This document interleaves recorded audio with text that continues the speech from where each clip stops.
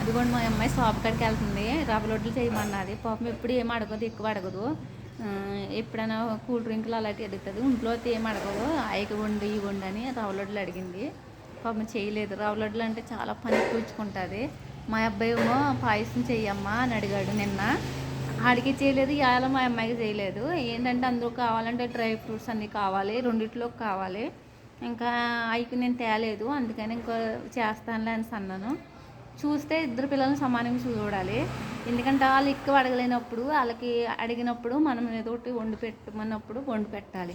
ఎందుకు ఎప్పుడు అడిగినా మా అమ్మ వండి పెట్టదు అన్న మాట రాకుండా అడిగింది మాత్రం వండి పెడితే వాళ్ళకి మనసు ఆనందపడుతుంది, మనకి మనసు కొంచెం ఆనందపడుతుంది. ఎందుకంటారా, అడిగినవి మా అమ్మ వండి పెట్టింది మనల్ని కాదనకుండా అనేసి వాళ్ళు గౌరవంగా చూస్తారు. పిల్లలకు నచ్చే విధంగా మనం కూడా ఉంటే వాళ్ళు కూడా మనకు నచ్చే విధంగా మా పిల్లలు ఉంటారు.